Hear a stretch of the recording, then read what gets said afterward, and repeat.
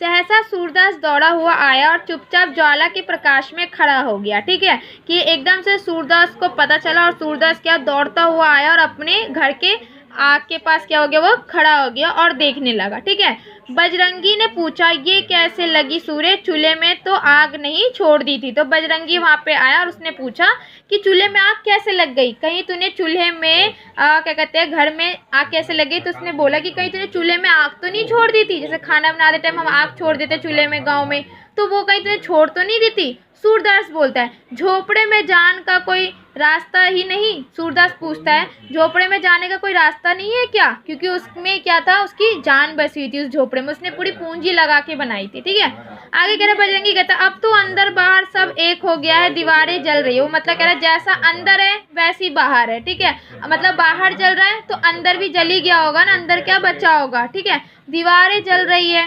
तो अब कह रहा बजरंगी कहता है, कैसे जाओगे, देखते नहीं।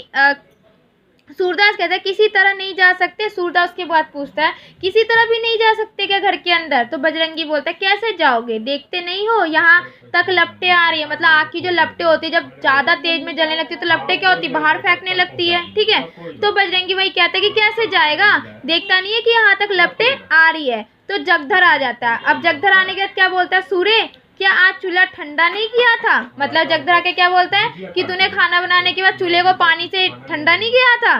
तो वहीं पे क्या कहते हैं, कौन आता है, नायक राम आता है। चूल्हा ठंडा किया होता तो दुश्मनों का कलेजा कैसे ठंडा होता। इसने एक मुहावरा पेश कर दिया, एक ताना कसते हुए बोला कि अगर इसने चूल्हा ठंडा कर दिया होता तो जो दुश्मन है, जो दुश्मन इसके क्या कहते हैं इसके साथ मतलब भेदभाव कर रहे हैं, ठीक है, उसका कलेजा कैसे ठंडा होता। उसका कलेजा तो ठंडा होता नहीं, चूल्हा बेशक ठंडा हो जाता है लेकिन लोगों का कलेजा तो ठंडा नहीं होता ना।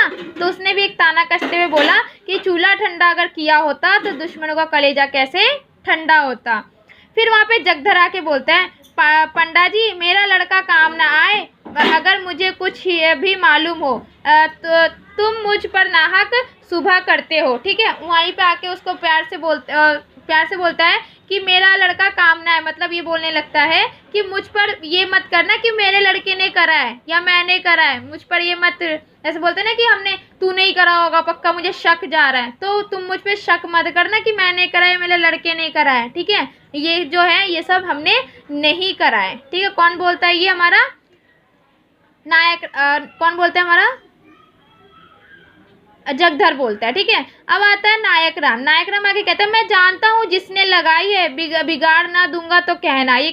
नायक राम आगे कहता है, मैं जानता हूँ जिसने लगाई है। मतलब वो कह रहा है कि मुझे पता है कि किसने लगाई है आग, ठीक है, लेकिन अगर पता चल जाए ना तो उसका मैं बिगाड़ ना दूँ, मतलब उसका मैं जैसे लड़ाई झगड़ा करना, मैं उसको ऐसा कर दूंगा। तो वहीं पे ठाकुर दीन आके बोलती है, तुम क्या बिगाड़ोगे, भगवान आप ही बिगाड़ देंगे। वो कहता है कि तू क्या बिगाड़ेगा, किसी का भगवान जो है सब देखता है, वो भगवान खुद ब खुद उसे बिगाड़ देगा। इसी तरह जब मेरे घर में चोरी हुई थी तो सब स्वाहा हो गया था।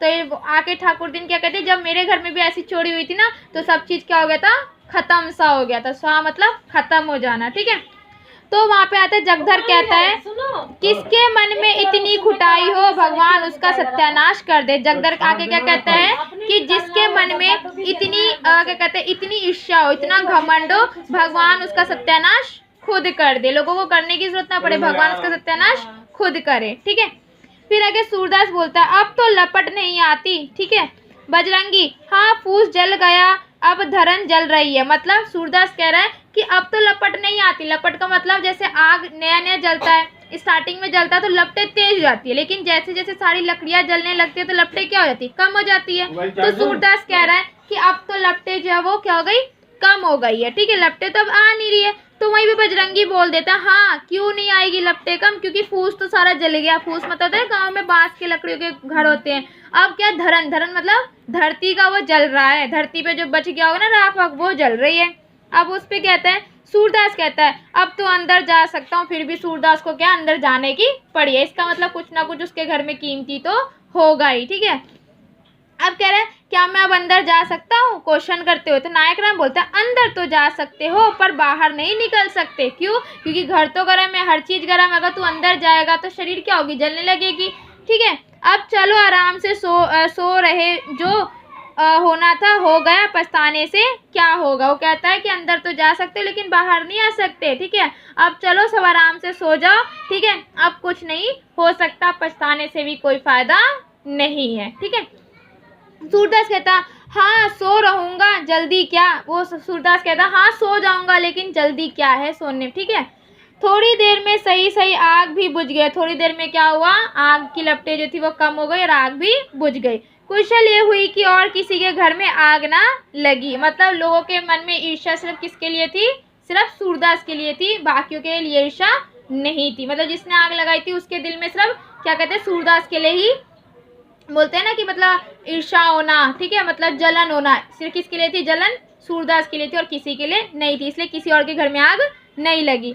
सब लोग इस दुर्घटना पर आलोचना करते हुए विदा हुआ। सब लोग क्या कहते हैं, आपस में बतियाते हुए, एक दूसरे को ताना कसते हुए, एक दूसरे को बताते हुए क्या हुए, वहाँ से अपने अपने घर चले गए।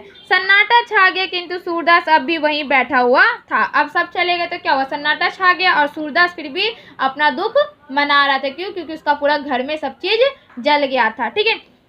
उसने बोला उसे उस झोपड़े के जल जाने का दुख ना था, बर्तन आदि के जल जाने का भी दुख ना था, दुख तो उस पोटली का था जो उसकी उम्र भर की कमाई थी। मतलब उसने कहा कि मेरे को उस घर के जल जाने का दुख नहीं है, ना ही उस घर के बर्तन जल जाने के दुख है, ना ही उस घर के कोई भी सामान जल जाने के दुख है, बल्कि दुख इस बात का है कि उस घर में जो उसने पूरे साल, पूरे हर टाइम जो उसने मेहनत करके जो उस पोटली में उसने जो पैसे रखे थे, जल उस जाने का दुख था। क्यों, क्योंकि उसने अपनी पूरी ज़िंदगी कमा के जो पैसा इकट्ठा करके रखा था वो कुछ ना कुछ करने के लिए रखा होगा, ठीक है।